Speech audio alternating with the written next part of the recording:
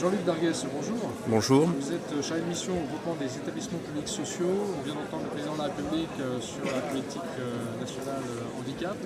Quelle est votre première réaction? Eh bien, donc nous repérons effectivement là la volonté politique de donner une place de citoyen à part entière pour les personnes handicapées.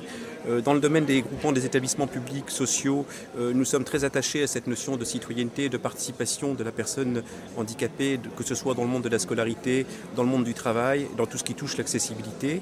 Je pense qu'avant de parler d'handicapés, on parle de personnes, de citoyens à part entière. La notion de projet, la notion de citoyenneté nous plaît bien.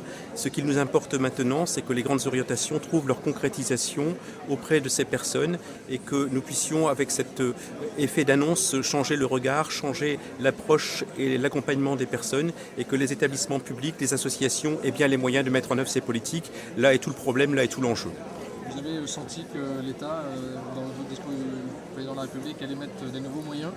Eh bien, j'ai notamment repéré la volonté de revoir les allocations, l'AAH, ce qui pour nous est très important puisqu'on a beaucoup d'établissements publics qui gèrent des ESAT, établissements et services d'aide par le travail. Et donc, si on peut effectivement garantir une meilleure rémunération pour les personnes handicapées sans pour autant qu'il y ait un effet inversement proportionnel avec l'AAH, je m'en félicite. J'attends la concrétisation. Néanmoins, je mettrai un petit bémol et ça n'a pas été évoqué.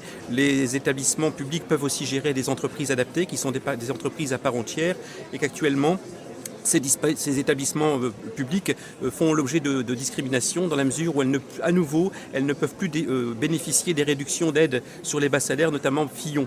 Ce qui veut dire que là, il y a une logique de discrimination. Pourquoi une association peut bénéficier de ces aides et embaucher des personnes handicapées et pas un établissement public? Donc nous nous interrogeons sur la volonté des pouvoirs publics à maintenir les entreprises adaptées et de les confier à des gestionnaires de droit public. Donc c'est pour nous un enjeu important sur lequel nous allons nous mobiliser.